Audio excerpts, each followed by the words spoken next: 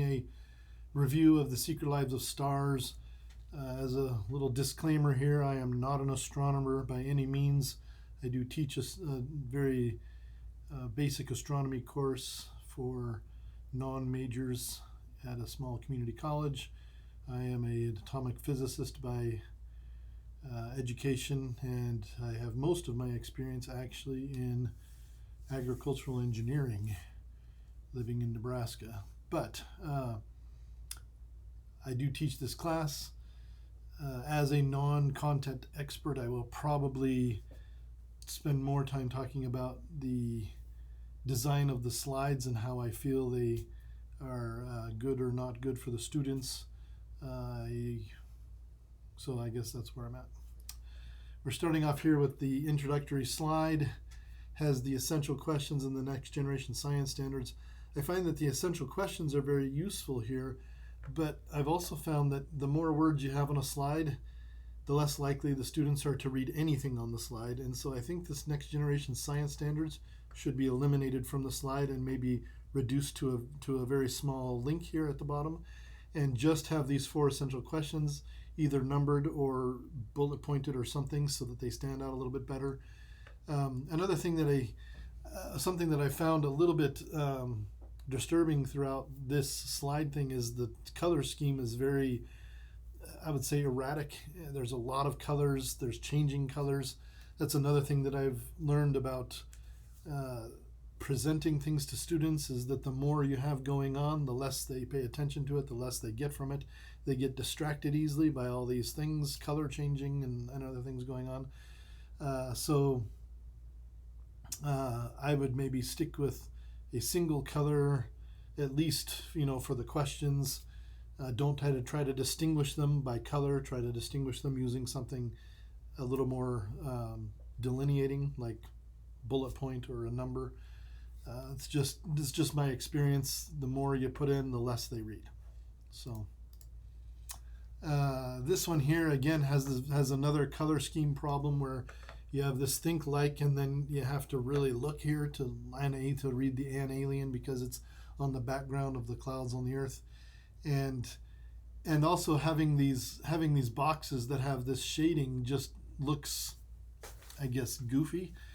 Having the shade, shading out the earth here and lightening up the earth over here, it just kind of looks not as clean to me. And I like to have slides that look very clean and are very just very straightforward. I also don't like to have multiple locations where there are texts, where there's lots of text. If I was doing this, I would put this all in 1 or 2 sentences, and I would shove the earth over to the left and put all this. I would put a little box up here with this text and these 4, selections of the question beneath it, and nothing else. I think that it could be done. I think that this whole thing could be reduced to a single sentence, and I think that you could even integrate this into a sentence, or have two much shorter sentences, and not have 2 separate boxes for them to be wandering around the page on. Shove the earth over to the side, make it. It's not necessarily a centerpiece, but it's still the focus, and then you can see the entire earth instead of having it being covered up with all this stuff here. Also, not a big fan of animations that don't do anything. Again, it's just distracting. I know it seems petty to say these things, but the more that's going on a slide for students, the less they get out of it. They're easily distracted. It's just the generation we're dealing with. So I prefer to keep it very simple and straightforward. Now this one I really like, that you have this cycle here that's demonstrating all of this. However, it seems like we have multiple slides that are trying to say the same thing in these steps here. We have this think like an alien slide, with the previous think like an alien slide. This one here the previous one we're talking about observing humans, but we're looking at the earth we're talking about observing humans as if they're in the zoo, or if they're in a nursing home or in a school or a daycare or something like that. But we don't have pictures of those things.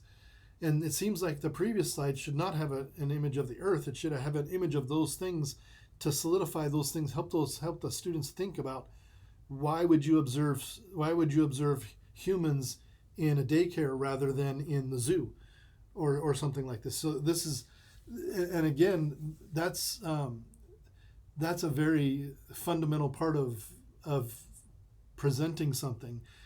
Your imagery should always reflect the purpose of the slide. It should never be, the person being presented to should never have to make those connections with a series of steps and intuitive leaps or whatever. So I think the previous slide should not have a picture of the earth, because the earth is all about aliens coming to the earth, but aliens coming to the earth is not the purpose of the slide.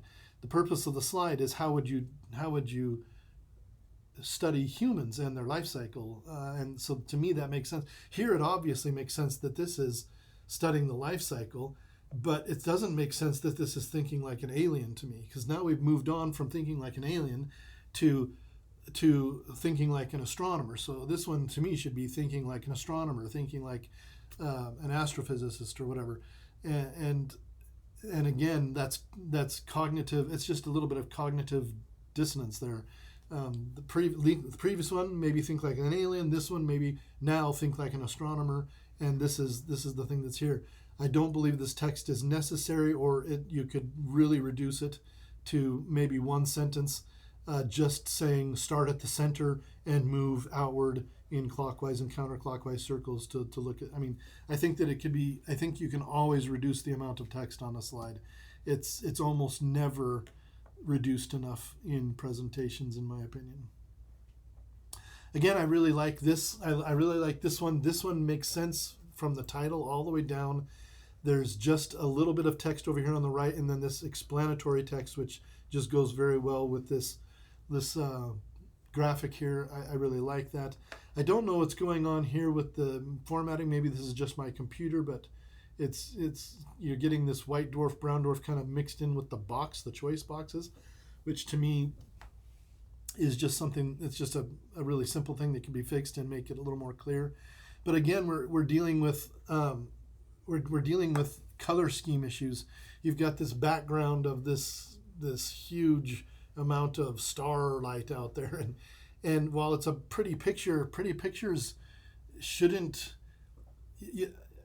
I don't believe that using pretty pictures is justified unless it has a purpose. And in this case, it really has no purpose. We're not talking about the variation of stars or the number of the number of stars in the universe right now. We're talking about black hole or black dwarf. This would be much better served with just a black background so that this stuff doesn't get washed out, because it's definitely getting washed out. It just makes it look very messy, and it gives students something else to concentrate on rather than the thing that they're supposed to be concentrating on. And if you really want them to have attention over a long period, you have to pay attention to the things that are over a short period. You know, each slide has to contribute to that long lesson attention span. And so if each slide is giving them just a little bit of something to be distracted by the end of the lesson they'll be way distracted. So it's just my thoughts on presenting things. And if it sounds like I'm being just really critical, that's just my personality. I tend to criticize much more than I tend to praise, just because I feel like if it's praiseworthy, we don't need to talk about it because we did that right? But I'll try to be more praiseworthy. Again, I like this cycle here, and I really like the background here as well. But the only thing that I might change is we do have a spelling error here, of course, that you've probably seen in the investigate part. But I'd also like to see this shortened again. You know, the longer it is, this is a very long sentence. The longer the sentence is, the harder it is for students to get through it and to really understand it. I would like to see it just say, start at the center and go counterclockwise on the left and clockwise on the right to follow the lives of stars or something, and then click on the question marks, and you could just have a little arrow that says click here for information instead of trying to explain it in a paragraph. Just click question mark for explanation would be, with a little arrow, would be far more direct and just more. It would be harder for a student to ignore it, is I guess what I'm saying. I really like this. Once again, this is a great graphic, and so I'd like to see it even bigger. So if we get rid of these words over here, we can make it bigger. I like the background better because it is black, but it does have these stars and little things in it. I understand the temptation to make every background an image of some kind, especially in astronomy, because astronomers love images, and that's great. But making every background an image just creates issues, because even over here it puts periods in this paragraph where there shouldn't be periods, but they're actually stars. It's just goofy things like that. And anything that detracts or distracts or messes with the presentation is just not ideal, in my opinion. So this is that other background again that is just very, very distracting. But the videos are super important, of course, because they're going to give us that animation, that explanation that we need here.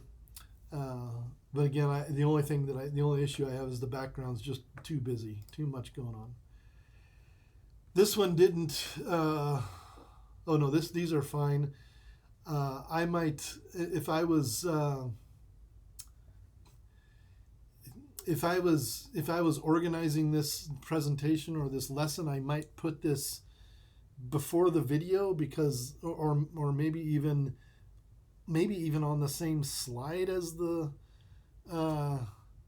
Probably the next slide after the graphic of the star life cycles, and then on that slide you could say, or on the very next slide you could say, now test your knowledge, because you do the life cycle and then you do the video and then you're testing the knowledge, where they probably learned this best. I don't know, maybe they learned it better in the video than I would have learned it better in the graphic personally, but that's just a choice of a preference, I think. So, but again, definitely too much going on in the background if you want to keep your students interested and engaged. Going into the massive stars here, I like that we're going from. Oh wait, let's see. I'm not sure what I did here. I think it may be. Yeah, it's making me do it again, so I have to do all of this stuff. Going through to the end of it, I found that the video for the large stars going to black holes was not available, so that definitely needs to be fixed. But overall, I thought there's some great information and a great way to step students through this process. The only real issues I had really were design issues, and at the very beginning, where you're trying to explain to students that studying the life cycle of stars is kind of like studying the life cycle of humans. There was a lot of cognitive dissonance there, that it just disconnected me from what you were trying to say, and I'm sure that it would do the same with students. The idea was good, but